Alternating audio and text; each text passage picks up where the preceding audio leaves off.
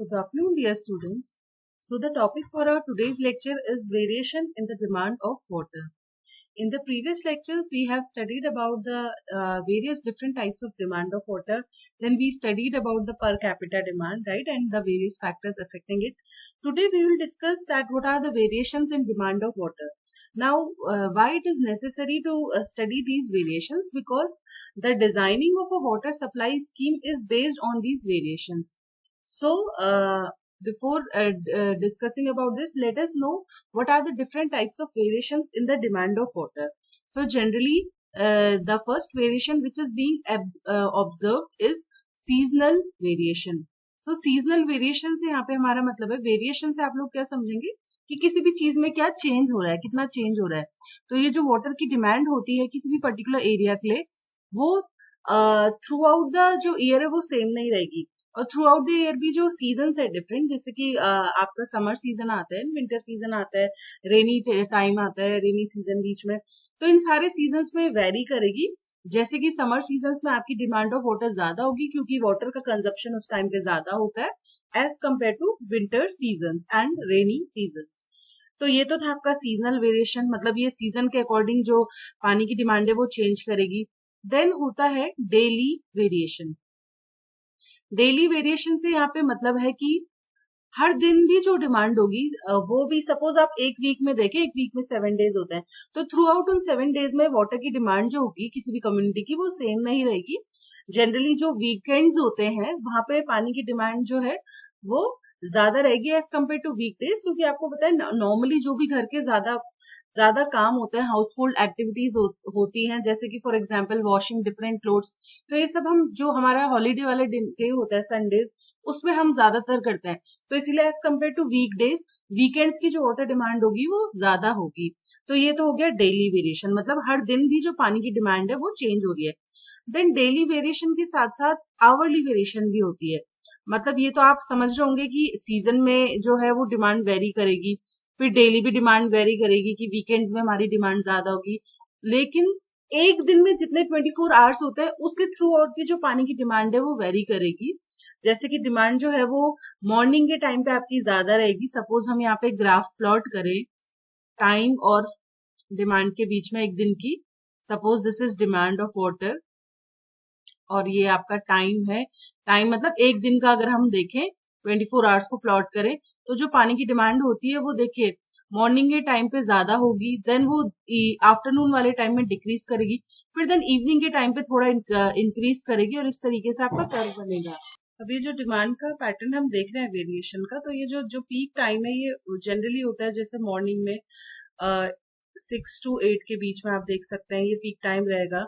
और फिर उसके बाद जैसे कि मॉर्निंग में क्योंकि सब जो भी अगर स्टूडेंट्स है तो अपने डिफरेंट कॉलेजेस स्कूल्स में जाते हैं, या कोई भी वर्किंग पीपल है तो मॉर्निंग में ही सारा सब काम करके सब अपने काम में जाते हैं. दैट इज वाई उस टाइम पे डिमांड ऑफ वाटर ज्यादा रहेगी. उसके बाद डिमांड डिक्रीज करेगी आफ्टरनून में. देन अगेन जब सब रिटर्न करते हैं अपने डिफरेंट वर्क से तो उस टाइम पे थोड़ी सी पानी की डिमांड अगेन इंक्रीज करेगी. This is again in the evening around 5 to 7 के बीच में डिमांड फिर इंक्रीज करेगी. तो एक तरीके से ये आवरली वेरिएशन है पानी का थ्रू आउट द डे. मतलब जो पानी की डिमांड है वो सीजन के साथ साथ डेली हर दिन के साथ साथ डिफरेंट एक दिन में जितने आवर्स है उसके अकॉर्डिंग भी उसके उस पर डिपेंडिंग भी वो वेरी करती है. तो हम देख सकते हैं कि ये जो पानी की डिमांड है ये बहुत ज्यादा वेरिएशन इसमें रहते हैं, जो कि सीजनली ही नहीं, डेली नहीं, बल्कि आवरली भी रहते हैं. तो these were the different types of variation in the demand. Now the question is this, that why do we need to study about these variations? तो जनरली क्या होता है, आपको हमने बताया था कि whenever we need to design a water supply scheme तो हमको उस जगह की डिमांड ऑफ वाटर पता होनी चाहिए. क्योंकि जो डिमांड ऑफ वाटर जब हमें पता होगी तभी हम उतना ही पानी तो हम सप्लाई करेंगे कि जितनी लोगों की डिमांड है, तो वो हमें पता होनी चाहिए. हमने पढ़ा था. अब हमने पढ़ा था कि हम जनरली क्या करते हैं जानने के लिए कि कितनी डिमांड है किसी जगह की, हम उसकी जगह की एक साल के रिकॉर्ड को पहले चेक करते हैं. मतलब एक साल में उसके यहाँ कितने पानी की रिक्वायरमेंट हुई थी उसको हम चेक करेंगे. तो एक साल का हम डेटा लेते हैं और उसी एक साल की जो एवरेज डिमांड होती है उसको हम क्या कहते हैं, पर कैपिटा डिमांड कहते हैं. हमने भी पढ़ा था कि एक साल में कितना डिमांड रिक्वायर्ड है हर एक पर्सन को, उसको हम जनरली पर कैपिटा डिमांड कहते हैं. बट जनरली क्या होता है कि एवरेज डिमांड के लिए हम रॉ वाटर सप्लाई स्कीम को नहीं डिजाइन कर सकते। इसके पीछे रीजन ये है, सपोज एक एग्जांपल है कि कोई भी जगह है, उसमें सपोज हम देखें कि एक वीक को ही कंसिडर करें, है ना, डेली एक साल में 365 डेज होते हैं, लेकिन अगर हम एक वीक को ही कंसिडर करें तो सपोज संडे को जो डिमांड है वो है 250, ठीक है। देन सपोज मंडे को जो डिमांड है दैट इज 200, देन ट्यूसडे को सपोज डिमांड है दैट इज 180, फिर सो ऑन, ऐसी वेडनेसडे, थर्सडे और फ्राइडे और सैटरडे, ये डिफरेंट डेज डिमांड है। सपोज अगेन यहाँ पे 200, यहाँ पे ले ले तो 220, अगेन यहाँ पे suppose 200 and then suppose this is 230। Suppose ये डिफरेंट दिन की डिमांड है, क्योंकि हमने पढ़ा है कि डेली भी डिमांड में वेरिएशन रहता है। तो सपोज कोई जगह है वहां पे अगर हम एक हफ्ते का ही डेटा देखें और ये इस तरीके से डिमांड है सपोज उस एरिया की, तो अगर हम इन सारी डिमांड्स का एक एवरेज डिमांड निकालें, इनकी जो एवरेज डिमांड है एक हफ्ते समवेयर अबाउट 211, तो ये जो एवरेज डिमांड आ रही है वो आ रही है 211। तो अब हम देख सकते हैं कि एवरेज डिमांड, अगर संडे की हम डिमांड को ऑब्जर्व करें तो वो एवरेज डिमांड से ज्यादा है, वही मंडे की जो डिमांड है वो एवरेज डिमांड से कम है। अगेन ट्यूसडे की भी कम है एंड वेडनेसडे की भी कम है, लेकिन अगेन थर्सडे की एवरेज डिमांड से ज्यादा है, थर्सडे की डिमांड, फ्राइडे की कम है और सैटरडे की एवरेज डिमांड से ज्यादा है। तो ये सिर्फ मैंने आपको एग्जांपल इसलिए दिया कि सपोज हम एवरेज डिमांड के लिए वाटर सप्लाई स्कीम को हम अगर डिजाइन करते हैं तो ये जो पर्टिकुलर डेज हैं जैसे मंडे, ट्यूसडे, वेंसडे और फ्राइडे, तो इन 4 दिन तो पानी की डिमांड सेटिस्फाई हो जाएगी, बिकॉज डिमांड उन दिनों में जो है वो सप्लाई से, अगर हम इस एवरेज क्वांटिटी के लिए डिजाइन करेंगे तो ये हमारा सप्लाई रहेगा पानी का। तो सप्लाई से जब डिमांड कम है तो उस दिन उस समय तो डिमांड आराम से सेटिस्फाई हो जाएगी। लेकिन अगर हम इन 2 दिन को कंसिडर करें, संडे और सैटरडे को, तो इन दिनों में जो डिमांड है पानी की वो एवरेज डिमांड से ज्यादा है। इसका मतलब अब जो है डिमांड वो सप्लाई से ज्यादा हो चुकी है, तो इसका मतलब जो हमने डिजाइन किया सिस्टम वो अब अपना पर्पस फुलफिल नहीं कर पाएगा और वो फेल हो जाएगा। तो दैट इज वाई, क्योंकि थ्रू आउट, और ये तो हमने सिर्फ 7 दिनों का डेटा लिया है एक हफ्ते का, आपको पता है एक साल में 365 डेज होते हैं और उन सारे दिनों में जो पानी की डिमांड होगी वो अलग अलग होगी। अब अगर हम उन सारे दिनों की पानी की डिमांड को एक एवरेज कैलकुलेट करके, उसकी वैल्यू का एक एवरेज कैलकुलेट करके अगर उसके लिए डिजाइन करेंगे रॉ वाटर सप्लाई स्कीम को, तो वो फेल हो जाएगी। दैट इज वाई हम पानी, जो भी ये रॉ वाटर सप्लाई स्कीम है, इसको हम डिजाइन करते हैं फ्लक्चुएशंस के लिए, ना ही एवरेज वैल्यू के लिए।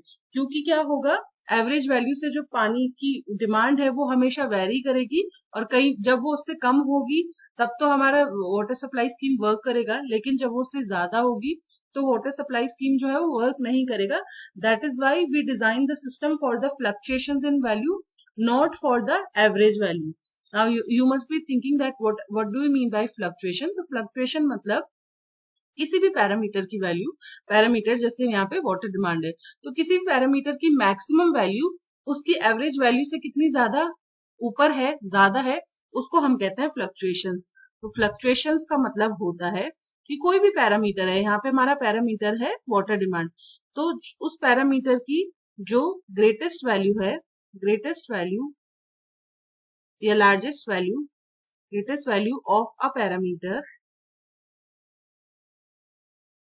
is how much times of its average value, is how much, या greater भी लिख सकते हैं, how much greater than its average value, obviously वो average value से ज्यादा होगी than its average value। एक तो हम फ्लक्चुएशन को ये कह सकते हैं, फ्लक्चुएशंस को हम ये भी कह सकते हैं smallest value of a parameter is how much smaller। अब स्मॉलेस्ट वैल्यू तो एवरेज से कम ही होगी, is how much smaller than it's average value. तो फ्लक्चुएशन कुछ भी हो सकता है, मतलब उस पैरामीटर की एवरेज वैल्यू से मैक्सिमम वैल्यू कितनी ज्यादा बड़ी है वो आपका क्या हो गया, फ्लक्चुएशन हो गया, और उसी की एवरेज वैल्यू से उसकी स्मॉलेस्ट वैल्यू कितनी छोटी है उसको भी हम फ्लक्चुएशन कहते हैं, राइट। तो दैट इज वाई जो हम डिजाइनिंग करेंगे वाटर सप्लाई सिस्टम की, वो एवरेज वैल्यू के लिए नहीं डिजाइन करेंगे, हमको फ्लक्चुएशंस के बारे में पता होना चाहिए कि जो मैक्सिमम वैल्यू है वाटर डिमांड की वो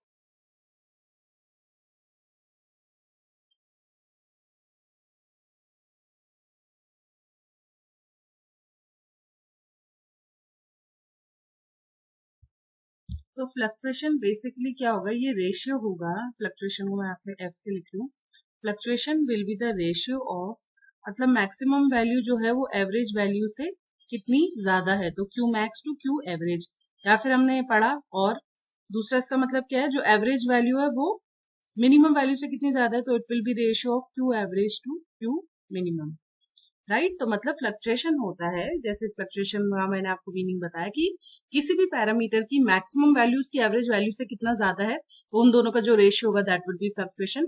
या फिर किसी भी पैरामीटर की जो स्मॉलेस्ट वैल्यू है वो एवरेज वैल्यू से कितनी कम है, तो Q average to Q minimum, इसका जो रेशियो होगा इसको हम कहते हैं फ्लक्चुएशन।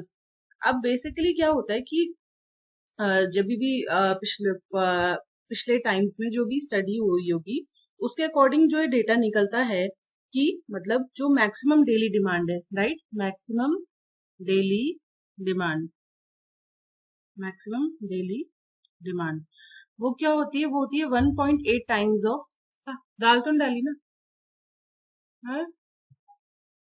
अरे फिर बीच में पूरे दम 10 बार टूट रही है यार, तो मेरे को बड़ी मुश्किल से हो रहा हूँ, तुम खा शुरू करो। इसका मतलब ये है कि थ्रू आउट द ईयर जो 365 डेज है, उन ईयर में से जिस डे में सबसे ज्यादा पानी की डिमांड होगी, फॉर एग्जांपल सपोज इसको एग्जांपल के लिए हम करते हैं कि 10th ऑफ जून को जो हमारी पानी की डिमांड है, फॉर एग्जांपल हम इसे ले लेते हैं 10th ऑफ जून, तो पूरे जो साल में जो 365 डेज है उनमें से 10th जून को पानी की डिमांड सबसे ज्यादा है, तो वो ये होगी मैक्सिमम डेली डिमांड, राइट। और वो क्या होगी, जो एनुअल एवरेज डेली डिमांड है, एवरेज डेली मतलब जो 365 डेज का हमने एक एवरेज लिया है, इसलिए यहाँ पे एनुअल लिखा है। एनुअल यहाँ पे डिनोट कर रहा है कि जो हमने एवरेज वैल्यू ली है, जो हमारा जितनी वैल्यूज है वो 365 वैल्यूज है, क्योंकि एक साल की हमने वैल्यूज ली है, तो एक साल में 365 डेज है, उन हर दिन की अपनी एक पानी की डिमांड होगी। जैसे कि मैंने आपको पिछला यहाँ पे एग्जाम्पल में समझाया था, यहाँ पे हमने क्योंकि 7 दिन की जैसे कि हमने डिमांड का एवरेज लिया था, इसी तरीके से ऐसी 365 वैल्यूज जो होंगी तो उनका जो एवरेज होगा वो ये है एनुअल एवरेज डेली डिमांड। तो जो मैक्सिमम डेली डिमांड है वो एनुअल एवरेज डेली डिमांड की 1.8 टाइम्स होगी, तो ये हो गया हमारा फ्लक्चुएशन, जो कि हमने पढ़ाया। फ्लक्चुएशन मतलब मैक्सिमम डिमांड एवरेज डिमांड से कितनी ज्यादा है, तो ये 1.8 टाइम्स है। तो ये तो हो गया डेली डिमांड में फ्लक्चुएशन। लेकिन हमको आवरली डिमांड में भी, क्योंकि आपने पढ़ा है कि पानी का जो वेरिएशन है डिमांड का, वो सीजनल के साथ साथ डेली भी होता है, डेली में तो हमने वेरिएशन पढ़ लिया, अब हमें आवरली डिमांड में भी वेरिएशन पढ़ने हैं, फ्लक्चुएशन पढ़ने हैं बेसिकली, कि आवरली डिमांड जो है उसमें कितना फ्लक्चुएशन है। ये तो आपको डेली डिमांड के बारे में पता चला है। तो जनरली क्या होता है, इसको हम देखें अगर, तो maximum hourly demand of maximum day, maximum hourly demand of maximum day, इसको 1 पॉइंट यहाँ पे बना लेते हैं, इसको second point, maximum hourly demand of maximum day equals to 1.5 times of average hourly demand of maximum day. अब यहाँ पे मैक्सिमम डे क्या है, ये मैक्सिमम डे आपका वही डे है जिस दिन आपकी जो डिमांड है वो सबसे ज्यादा है, दैट इज जो हमने यहाँ पे एग्जाम्पल के लिए 10th June, again this is for example, ठीक है। तो यहाँ पे maximum hourly demand of maximum day, obviously जो आवरली डिमांड है वो मैक्सिमम किस दिन होगी, जिस दिन पानी की डिमांड सबसे ज्यादा है थ्रू आउट द ईयर, जो कि यहाँ पे हमने एग्जाम्पल में लिया है 10th जून। तो उस दिन में भी जो डिफरेंट, जैसे कि हमने पढ़ा कि एक दिन में भी, जो मैंने आपको यहाँ ग्राफ में दिखाया था, कि एक दिन में भी थ्रू आउट द जो 24 आवर है पानी की डिमांड वेरी करती है, जो कि मॉर्निंग टाइम पे जनरली सबसे ज्यादा रहती है। तो उस दिन में जो मैक्सिमम आवरली डिमांड है, किस दिन में, जिस दिन पानी की डिमांड सबसे ज्यादा है, उसको हमने यहाँ पे मैक्सिमम डे कह दिया। तो उस दिन की जो सबसे ज्यादा आवरली डिमांड है वो उसी दिन की एवरेज आवरली डिमांड, मतलब वो जो दिन होगा 10th जून, उस दिन हर 24 आवर की 1 2 3 ऐसी 24 वैल्यूज होंगी पानी की डिमांड की हर पर्टिकुलर आवर के लिए। तो उन सबको जब हम ऐड करके डिवाइड बाई 24 करके एक एवरेज वैल्यू निकालेंगे, तो वो हो जाएगी average hourly demand of maximum day. तो उसी दिन की जो मैक्सिमम आवरली डिमांड है वो एवरेज आवरली डिमांड की 1.5 टाइम्स है, राइट। तो अब हम इसको अगर और इलेबोरेट करें, दिस विल बी 1.5 इंटू, अब हम एवरेज आवरली डिमांड को क्या लिख सकते हैं, देखिए maximum daily demand by 24, maximum daily demand by divide by 24। ये कैसे लिखा, देखो very simple. Average hourly demand कैसी निकलेगी, जब आप उस दिन के सारे जो 24 आवर की डिमांड है उन सबको सम करके 24 से डिवाइड करेंगे। अब उस दिन की जो सारे आवर्स की डिमांड सम करके जो आ रही है वो क्या है, वो हमारी मैक्सिमम डेली डिमांड तो है, क्योंकि उस दिन की डिमांड यानी 24 आवर्स की डिमांड, और उस दिन की जो डिमांड है क्योंकि वो पूरे ईयर में सबसे ज्यादा है तो इसलिए हमने उसको मैक्सिमम डेली डिमांड लिखा है। तो इसको हम एवरेज आवरली डिमांड को हम क्या लिख सकते हैं, maximum daily demand divide by 24, right. ये कॉन्सेप्ट समझ आ गया। तो इसका मतलब अब यहाँ पे हम क्या करेंगे, 1.5 into now maximum daily demand को आप क्या लिख सकते हैं इस इक्वेशन के अकॉर्डिंग, ये जो आपने टॉप में इक्वेशन देखी, इसको हम लिख सकते हैं 1.8 into annual average daily demand, annual average daily demand divide by 24। अब हमने इस मैक्सिमम डेली डिमांड को क्या लिख लिया, पहले इक्वेशन में हमने पढ़ा था कि maximum daily demand annual average daily demand का 1.8 टाइम्स होती है। तो जहां पे अब यहाँ पे हम 1.5 इंटू 1.8 करते हैं तो this will come as 2.7 into, ये क्या है अब देखिए, annual average daily demand divided by 24। तो यहाँ पे क्या हो रहा है कि जो एवरेज डेली डिमांड है एनुअली, उसको जब हम 24 से डिवाइड कर दे रहे हैं तो ये आ जा रही है एनुअल, जब 24 से डिवाइड कर दिया तो क्या हो जाएगा एनुअल, बताइए सोचिए, तो this will be annual average hourly demand, क्योंकि अब हमने यहाँ पे क्या कर दिया है, जो एनुअल डेली डिमांड थी एवरेज, उसको हमने जब 24 से डिवाइड किया तो ऑब्वियसली क्या बन जाएगा, एनुअल एवरेज आवरली डिमांड बन जाएगा। तो ये हो गया वेरिएशन आवरली डिमांड में। देखिए वेरिएशन में पढ़ा था कि किसी भी चीज की मैक्सिमम वैल्यू, यहाँ पे मैक्सिमम आवरली डिमांड है और यहाँ पे क्या है, एवरेज आवरली डिमांड है ना। तो इन दोनों में क्या वेरिएशन है, एनुअल एवरेज आवरली डिमांड में देखें तो मैक्सिमम आवरली डिमांड क्या है, 2.7 टाइम है एनुअल एवरेज आवरली डिमांड। इसका मतलब उस पूरे ईयर में जितने भी आवर्स है, एक दिन में 24 आवर है तो 365 डेज में जितने भी आवर है उन सब की डिमांड को जब हमने एक एवरेज वैल्यू निकाली जो कि है एनुअल एवरेज आवरली डिमांड, उस एवरेज का 2.7 टाइम्स है मैक्सिमम आवरली डिमांड। मतलब उस पूरे थ्रू आउट द ईयर जो आवरली डिमांड मैक्सिमम रही होगी वो एनुअल वैल्यूज की 2.7 टाइम्स है।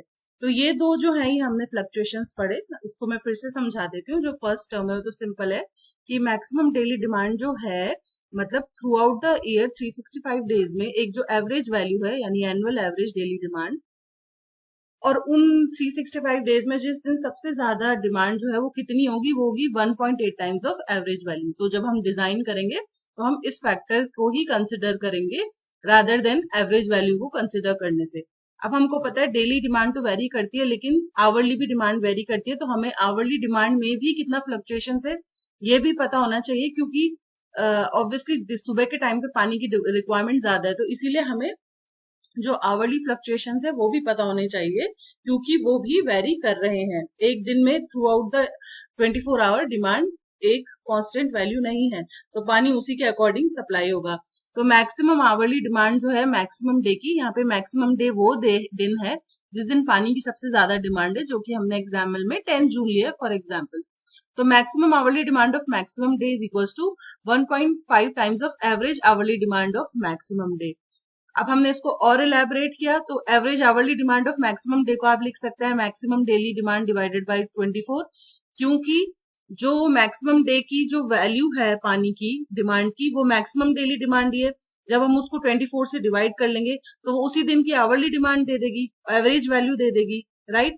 अब हमने इस मैक्सिमम डेली डिमांड को लिख लिया 1.8 into annual average daily demand through this equation, right. और जब 1.5 इंटू 1.8 किया तो ये 2.7 आया। और अब अगर हम इतने फैक्टर को देखें कि annual average daily demand divided by 24, मतलब पूरे साल की जो एवरेज डेली डिमांड है उसको जब 24 से हम डिवाइड कर देंगे तो ऑब्वियसली हमें पूरे साल की जो एवरेज आवरली डिमांड है वो दे देगा। ये पूरे साल की एवरेज डेली डिमांड है और ये पूरे साल की एवरेज आवरली डिमांड है। तो डिवाइड बाय 24 से हम इसलिए ये लिख सकते हैं और इस तरीके से हमें फ्लक्चुएशन पता चल जाएगा कि मैक्सिमम आवरली डिमांड जो है थ्रू आउट द ईयर वो एनुअल जो आवरली डिमांड है एवरेज उसका 2.7 टाइम्स है। तो ये हो गया फ्लक्चुएशन। तो यहाँ पे हमने दो पैरामीटर्स पढ़े, एक डेली डिमांड पढ़ी, एक आवरली डिमांड पढ़ी, और उन दोनों में वेरिएशन भी हमने पढ़ लिया कि जो डेली डिमांड है वो एवरेज डिमांड का 1.8 टाइम्स है, और जो मैक्सिमम आवरली डिमांड है वो एवरेज आवरली डिमांड का 2.7 टाइम्स है। These are very important factors, you need to remember this because ये सर्टेन्स आपसे ऑब्जेक्टिव में भी पूछ सकते हैं। दूसरा, आपको डिजाइनिंग में इन्हीं पैरामीटर्स के लिए हम डिजाइन करते हैं, आगे आपको समझ आएगा फर्दर लेक्चर्स में।